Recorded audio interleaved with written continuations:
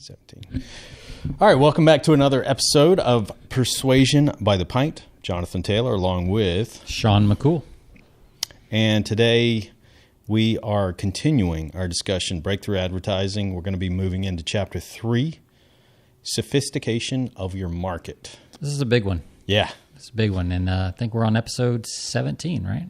Yes, 17. Wow. Moving right along. Moving along. So before we get into sophistication of the market and why that is so important that you understand it, Right. let's talk about our beer. So, I'm actually on the same one from last episode because it's kind of rich. Yeah. It's but it's really good, right? It's very good. It's a chocolate bock. If you missed the last episode, shame on you. But it's a great Sam Adams variety pack. Yep. Holiday pack. This was a chocolate bock, very rich. I like it a lot, but I like a dark chocolatey beer. So that's me. You've switched over to a non-dark beer. A non-dark beer. That's a tough. We were just saying that's a tough transition to go from dark to light. It really is, because I favor a porter or a stout, and this is more of this is their 76 beer. So this is again out of the holiday pack. Not a big fan. It's more like an IPA. Yeah. Which I'm not a huge fan of IPAs. Do you know the story behind IPA? I do not. Well, this is what I've heard. Okay. Let's hear it. Based on the name, it kind of makes sense. I don't know if this is folklore. Which for those of you who don't know, IPA stands for Indian Pale Ale. Right. Okay. So what I heard, and I heard it on the internet, so it's probably true. I read it on the internet, so it's probably true. Okay. But the India Pale Ale was the British, when they first colonized India. Sure. And the friars were making beer and all this other stuff, right? So when the beer would go bad or start to go bad, they would send it to India. Yeah. And by the time it got to India, it had developed this kind of sour taste. But in India, they didn't know any better. They just thought that's the way beer was. So they developed a taste for this pale ale. And that's why it's kind of cloudy. It's got a little more fermentation. It's a little more sour. So that's the rumor that I heard. Just that story makes me not like it at all. Yeah, that's pretty...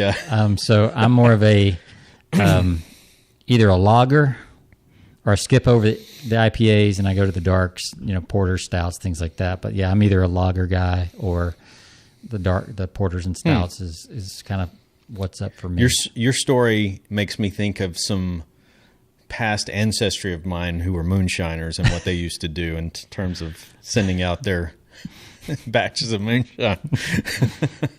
Let's test it. That's a story for another day. Yes, we don't want to tell that one. So we have a sophisticated market listening to our podcast. Yeah. So this book that we've been reading, Breakthrough Advertising, is by Eugene Schwartz. It is the textbook in the world of high-level copywriters and high-level marketers. It's not just a copywriting book. It is a marketing textbook for direct response marketers. And any marketer or copywriter worth his salt has read this book multiple times. Yeah. And you can continue reading it for the rest of your life and probably never get the nuance out of it. Right. So we are going through at a very fast, very high level, and you just need to get the book, and you can get it from. We'll put a link on the show notes page. But my buddy Brian Kurtz has, I believe, the rights to this right now. Oh, really? And if you do a search for Breakthrough Advertising, Eugene Schwartz, it'll probably go to one of Brian's websites where you can buy the book in a hardbound. Yeah. At one time, this book was selling for $600 or $700. I can imagine on Amazon, but now Brian has it still expensive, but worth every penny. Worth it, yeah. And he also has, I think a couple episodes back, I'd mentioned he has another book called The Brilliance Breakthrough, which is a whole other topic, but Brian also has rights to that to sell that, so that's a good book. So let's dive into. So we talked about market awareness on the last episode and the 5 stages of product awareness. And now we're talking about market sophistication, which basically means we've asked 3 questions. We've asked, what is the mass desire? Chapter 1, what is the mass desire that motivates your markets? Like, what's the big thing? We talked about you could never be too rich, too thin, or too good looking, right? These are core desires that people have. Self-preservation is another one. Yes. The need to be respected is another one. All those kind of things. Chapter 2, we talked about how much does your market know about your particular product and how it relates to their biggest desires.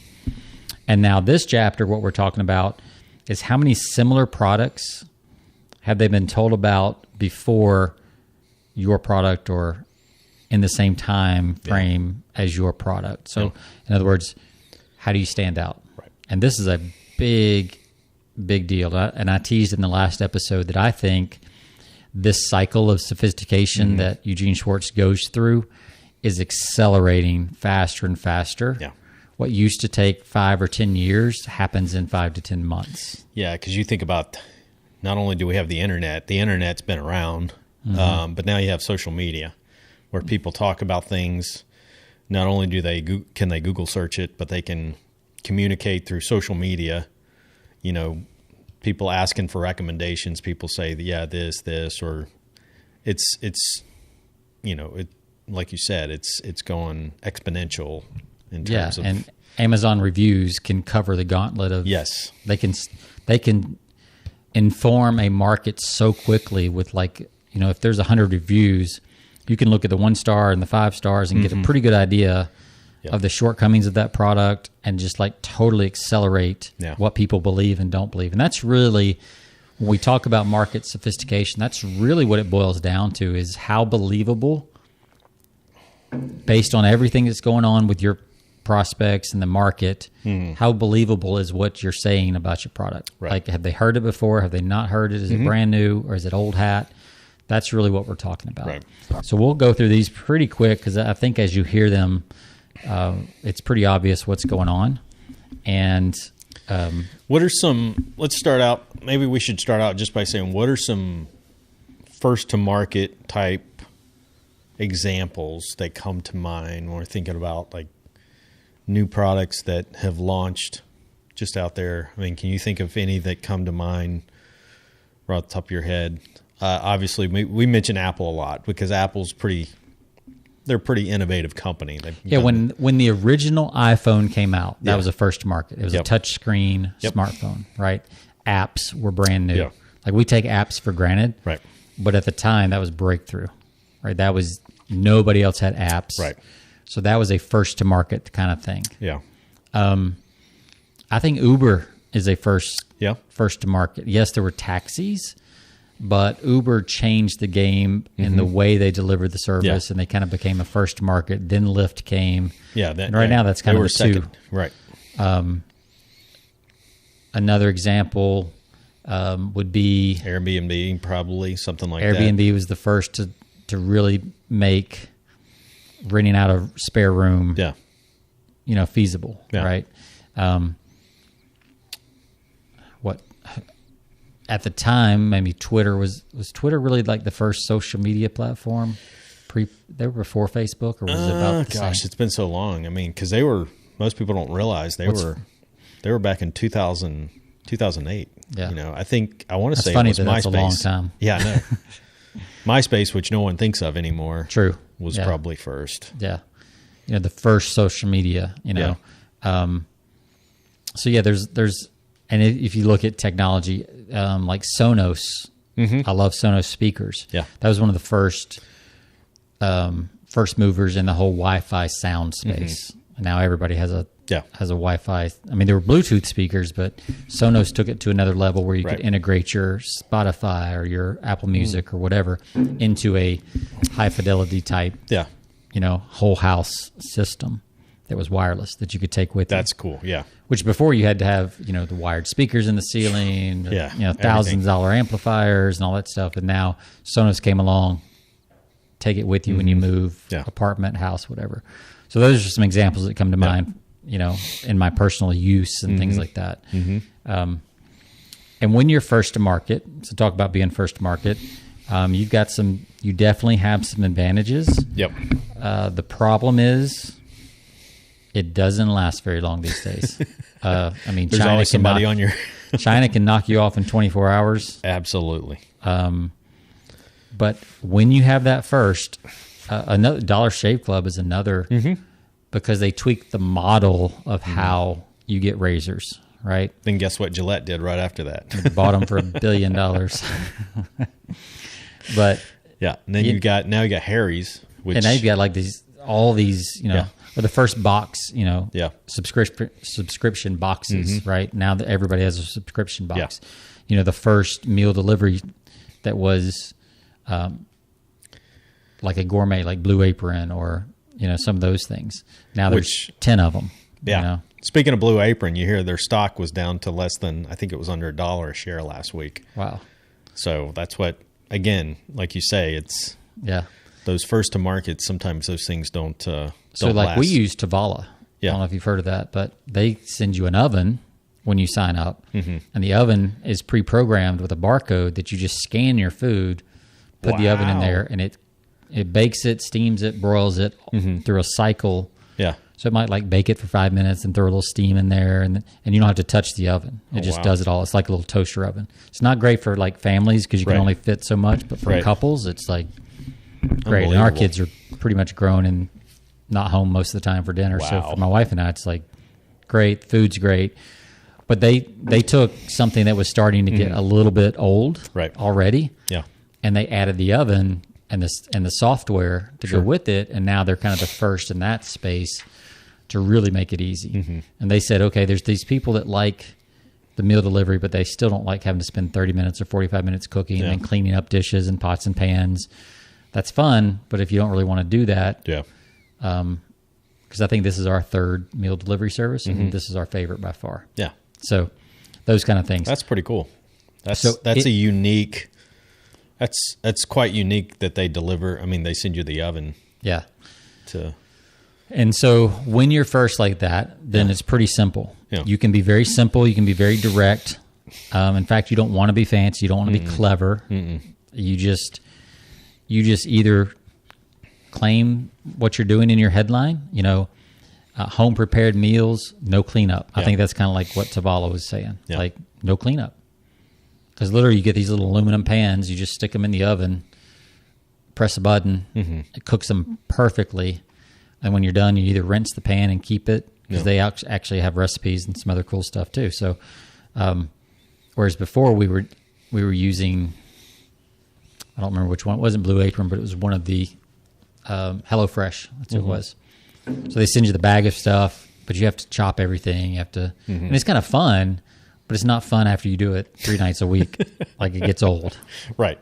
So this is a much, much better deal for us. So that's what you do. If you're first, you're just direct. Here's my advantage. Absolutely. Here's why it's better. No cleverness, and you just tell people why it's better, and you move, and that's your move. But that's not going to last long. No. So you'll eventually somebody else will come along with another oven, whatever. So if you're second, right, or if you've dropped to second position, or now there's 2 or 3 people in your market, then you have to move to the second stage of sophistication, which is the fact more specific, or more you enlarge your claims, I guess. Yep. More so, and probably. From the examples of some of these ads, you get even more specific. Right. Specifics is the big thing. So in the book, he says, like in stage or in sophistication, that first level, it might just be now lose ugly fat fast, which you couldn't even say because you can't use the word fat these days. That would be, you might offend somebody. Yeah. And then in the second stage, you might say lose up to 47 pounds in 4 weeks. Right. So you can see the difference in specifics. And when in doubt, and we've talked about this on previous episodes, when in doubt, specifics are going to outperform non-specifics. So even if you are first, it doesn't hurt to go ahead and use the specifics. You'll keep that market advantage a little bit longer. Absolutely. He says outbid your competition. So in other words, make a bigger promise. Yeah, is the way I would say. Which works in, let's give the audience here a little. I guess kind of a side note. It really depends because, we can probably have, someone that does Facebook marketing or advertising, doing Facebook ads today, you got to be careful about specifics now because they shut you down. Right. So, and that's where we get into some of the nuances of today's, marketing, some of the vehicles we can use today for copy and doing those things like that. It's because you got to be careful. Yeah. One of the things, when I worked at Agora and we were doing stuff, we had a legal department that we had to run everything by. And one of the attorneys that was on the legal team would say, don't ever ask us if you can or can't do something. Right. Ask how it can be done. Right. So instead of saying, can I say this? How? Yeah. He's going to say no. But if you say, how can I say this or something similar, then they can give you a little feedback. Sure. Because the attorney's job is to be safe. Yeah. To get you around the FCC or the FTC, Federal Trade Commission. Yeah, Federal Trade Commission. Yeah, so the same is true. And obviously it's hard to get feedback from Facebook, and a lot of the reps don't know.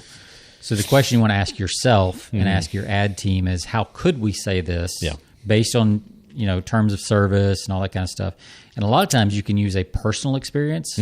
What they don't want you doing is like calling someone fat. Right. You can say how they lost, one of our clients lost 61 pounds in 32 days. Yeah. Now it's a case study. Yep. You're not saying that you're going to get it. You're not saying that. You're just saying this individual, their own personal experience. Right. So then, that's one way to get around is to make it a very specific case study and then go from there. Yeah. So that's one way. Because as we've mentioned in the past, people have a tendency when you leave out, sometimes people fill in the details of things that you leave out with their own, their own imagination tends to fill in. Okay, if this person did, then I think I can do it too. Right. Yeah. If you write your ad correctly, that's what you want. So, another example he said is 600 mums from a single bush. Yeah. I think about the old Parade magazine that used to come in the Sunday paper. I guess they still come in the Sunday paper, but nobody reads the Sunday paper. But they always had like the zoysia grass or the different flowers, the different things that you could get. And they would get very specific about that. But then at some point, what's going to happen is everybody's going to keep upping those claims. Yeah. Right. So now it's, the whole 6-pack abs things, right? It was get 6-pack abs. Now get, 7-minute abs, 4-minute abs, 37-second abs, right? It's like they keep upping the ante until eventually it becomes just white noise and people don't believe any of it. So when we say market sophistication, that's what we're talking about. We're talking about the market gets more savvy. They get more sophisticated. They've been burned a few times by bad marketers, by products that did not deliver. They knew how to market, but they didn't know how to deliver. So all that builds up. It's not just what you say, it's what the whole entire market is saying, your competition is saying that you have to account for. Yeah. So when that begins to happen, your prospects have now heard all the claims and heard all the extremes. We are now in the third stage of sophistication. And that requires a new way to go at it because the core desire has not gone away. And that's important to understand. Absolutely. They still want to lose weight. They still want to look good. They still want to make more money. They still want to connect with their spouse. They still want, respect at work. They still want to climb the corporate ladder. Whatever it is, they still want those core things. They just don't believe that anybody can actually do it because they've heard it all. They've been burnt. Plus, they've been burned a number of times. Right. It's like my brother-in-law sent me this meme this week that shows. So I had a picture of the new Aquaman guy. I don't know what that guy's name is, but it's like. Guys like it's a DC movie. Who cares? Yeah, who cares? I mean, we don't keep up with that. But he's like, buff. He's got the muscles, coming out of the water, and it's like, so he's got him on one side, and then some guy that looks like a caveman on the other side, and it shows, what you've been promised versus what you get when your product's delivered. It's like the Pinterest fails for cooking and things like that. Like the perfect, see the Food Network cakes, they make with the fancy, it looks like a sculpture, and then you try to do it, and it's it looks like a blob. That's kind of how your market feels after trying a lot of these products and services. So if they've heard here's what he says. I'll just read straight from this. It says, if your market is at the stage where they've heard all the claims in all their extremes, then mere repetition or exaggeration won't work any longer. Right. What this market needs now is a new device to make all these old claims become fresh and believable to them again. In other words, a new mechanism, a new way to making the old promises work. A different process, a fresh chance, a brand new possibility of success where only disappointment has resulted before. This is where scientific studies can come in, and there's a new scientific breakthrough, right? Okay, now there's a scientific study that says it's not fat that makes you fat. Right. It's actually sugar. So now you should be doing keto, right? And now you've got a whole new campaign that you can build on because we didn't know about this before. And a lot of times this is true. Like this is just the natural evolution of how things, because people are looking for breakthroughs and they find them. Or a piece of technology makes it easier, you know, or Tesla comes along and actually removes range anxiety from electric cars because now they put in, you know, recharging stations at Target or Cracker Barrel or wherever, so you don't have to worry about that as much. Right.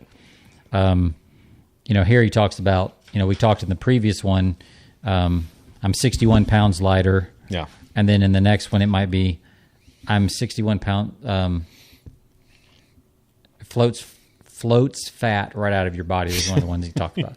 And if you read some of Eugene Schwartz's old stuff, some of it's just crazy, like burn disease out of your body with just the palm of your hand. Right. It's almost like Inquirer like. Yeah. He was big on reading the National Enquirer. They have some great headlines there. Yeah, and they're like, you got to know a little bit more about it, right? I mean, it's unbelievable, but at the same time, there's some hook there.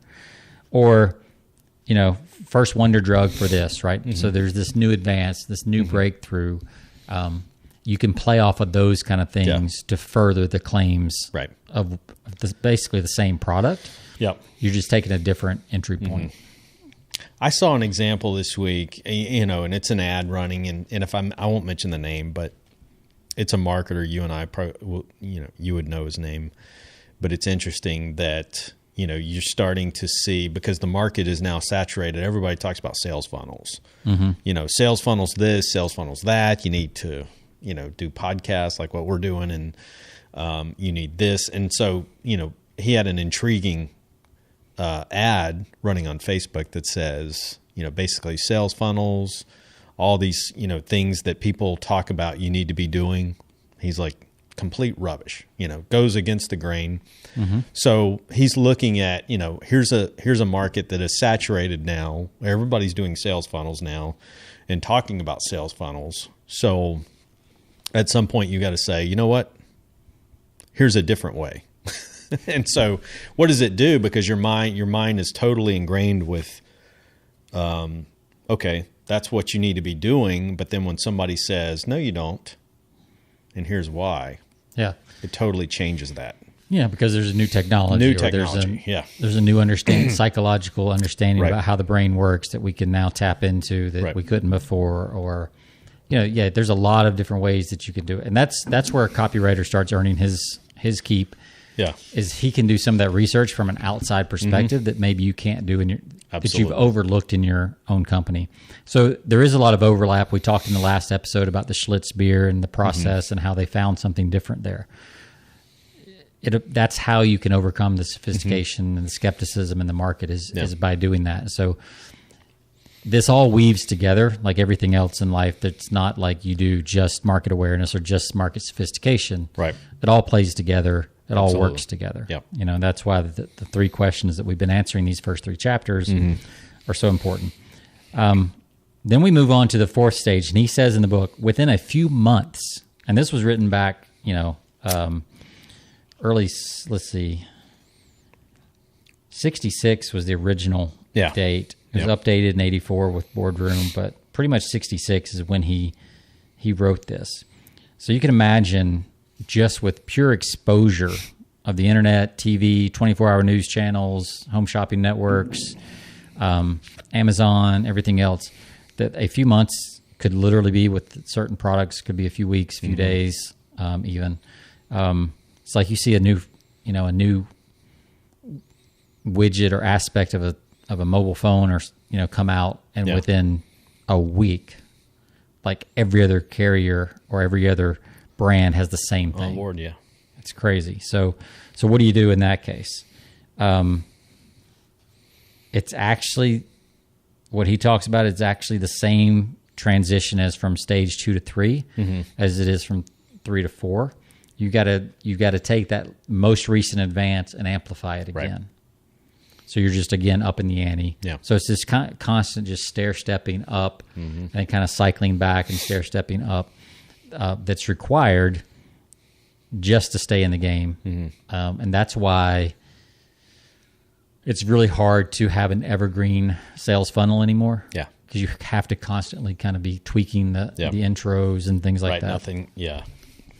So you can't get complacent. That's how companies go out of business. Right. Because there's always somebody nipping at your heels. Yeah, there's an upstart there's an upstart with a fresh perspective that sees something that you're not seeing, that you're overlooking. Yep. So then the final stage is what he put the subtitle here, How to Revive a Dead Product. Yeah. And if you've been in business very long, you've probably got a dead product laying around that could be revived. And you could re-persuade, re-influence people to get that product back. Because remember, the core desire has not gone away. Yeah. So unless the product is just completely outdated by technology or something else, if you can still get results and people have just stopped buying it, there's a way to refresh and revive that product. Yeah. And it's the same as level 5 awareness, which was, it's not through desire, it's through identification with where the prospect is at in the journey of needing a solution. So again, you identify with their angst, with their big worries, their big concerns, as some, I don't remember who said it originally, but you're entering the conversation already going on in their mind. Sure. You know, when they are, I love, John Ford talked one time, he gave a description, like, he's a copywriter, and he said, what is the client, what is your ideal prospect thinking about when he's sitting on the edge of bed, one shoe on, one shoe off, staring off in the distance? Yeah. Like, you know, that moment where you're like, I don't want to go to work. I don't want to go to the gym. Yeah. You're kind of like half committed. Right. And there's this battle going on in your head. Like, what is that conversation that he's having with themselves? Another visual image is like, you're staying in the shower, you know, your hands are on the wall in front of you, your head's down, and the water's just kind of pouring off of you, and you're like, yeah. And you're just frustrated. Like, what is that conversation? Yeah. Whether it's in the composites industry, self-improvement, personal development, weight loss, strength training, whatever it is, everybody has those moments where they're frustrated. And if you can tap into that frustration, not necessarily the desire, because they've kind of given up on that. Right. So now you got to move back and tap into the frustration in order, because the desire, they've just thrown up their hands. It's not going to work. Right. You know, I think I'm writing a sales letter for a friend who's in the kind of the weight loss. She does emotional, helps people be less emotional around food and eating and things like that. And her target market is women over 40 who have just pretty much given up on diets because they've tried everything for the last 20 years. They're still overweight. Now they've got, you know, other things kicking in with their body, maybe 2 or 3 kids. They've tried to lose weight and it didn't work. Sure. They've just given up. Right. So we have to tap into what we're tapping in now is like that frustration. And then we'll bring in, once we tap into that frustration, then we can bring in, well, it's not your fault because you've been missing this element. We've talked about that before. Yeah. You've been missing this element, which is not about the right food or anything else. It's about how your relationship with the food. It's not the type of food, it's your relationship. You have this emotional hang up that's been caused by something else. And her background is she's got some social work background, so she ties all that in, and that's what makes her thing unique. Yeah. So all that is what we'll pull together, and we'll tap into that frustration. That's how you would revive a otherwise dead weight loss product into a product that will be fresh and new, because we're not talking about the food or a diet and having to plan meals and count calories. We're talking about the emotional side of it, and the conversation you're having with yourself around food, So, which is ultimately there. Which is where the real battle is right now anyway. Yeah, exactly. So he goes through in the book, like somebody that goes through all these stages of sophistication. The only problem is they're all like cigarette ads. Cigarette. Because that was the 60s. And so, but if you really study that, you can kind of see the evolution and things like that. I think weight loss is a great thing to kind of study and look at those things. So those are the levels of market sophistication. And I know we kind of blazed through that, but there's a lot of good stuff in that. I mean, what were your biggest takeaways from these first 3 chapters? Speaking of probably the second chapter, when really talking about headlines, I made some notes here, so let me refer back. While you do, I'm going to sip some have some of your chocolate. I think that I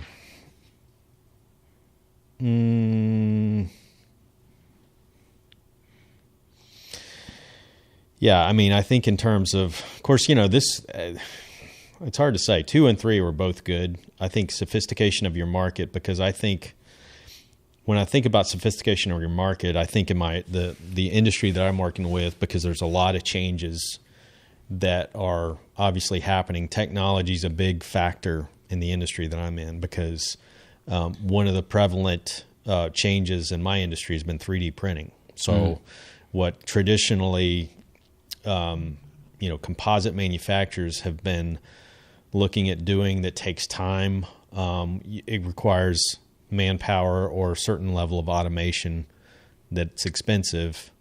Now you have this technology that it's not necessarily new, it's been around, but it has accelerated at a high level that we're at the point where somebody can, with the right equipment, can print a, fiberglass boat or a carbon fiber product.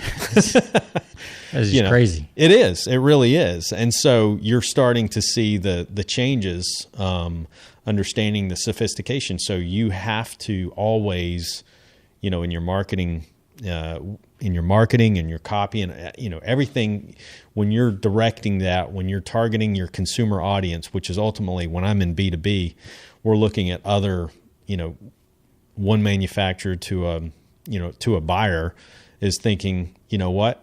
I have to be thinking about 10 years down the road, or actually even less than that, 5 years down the road, is what you offer, the technology or the application that you offer me, is it going to be relevant? Because I've got a technology that can replace that here pretty soon, and it looks like it's very likely. So, who was it? Was it Jeff Bezos, Amazon, that said, "Don't tell me what's going to change in 10 years. Tell me what's going to be the same." Right.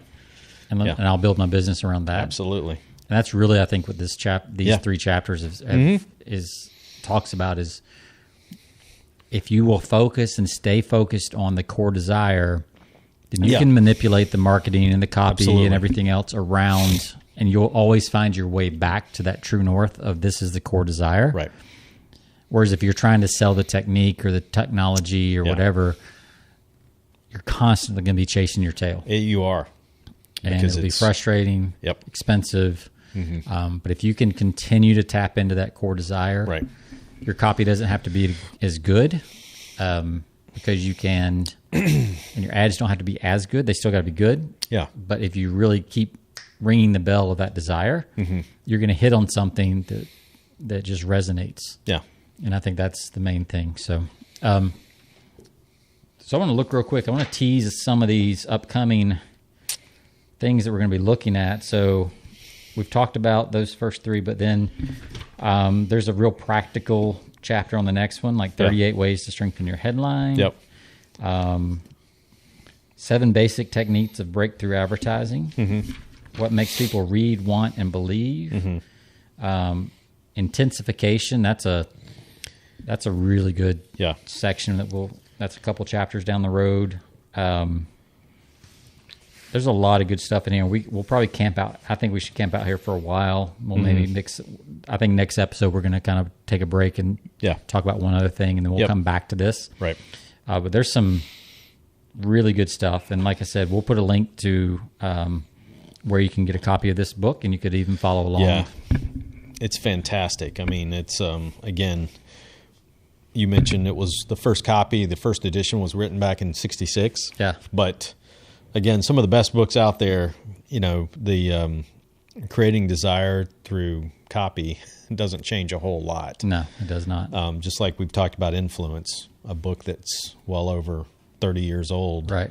That we've talked about and still relevant today. And people have written tons of books based off of that. So yeah, it's kind of like 7 Habits of Highly Effective People in the personal development space. Like that is just rock solid. It will never change because it's character based, not technique based. Yep. And this is the same thing. It's principle based, not technique based. There are some techniques, but it's based on principles, right? That are not going to change. Yeah, so. Absolutely. Well, this has been fun. Absolutely. And, we've got a pretty cool little quick episode, I think, coming up next. Yep. That we'll talk about so let me think of the best way to tease this. We'll talk about why most marketers and salespeople are missing out on probably 75% of their sales, leaving 75% of their sales on the table. Great teaser. So I'm going to tune in for that one. Hey, thanks for listening. Again, persuasionbythepint.com, and find us on all of your podcast platforms, whether it be iTunes, Stitcher Radio, and so forth. Just do a quick search for Persuasion by the Pint. Thanks for listening. See ya.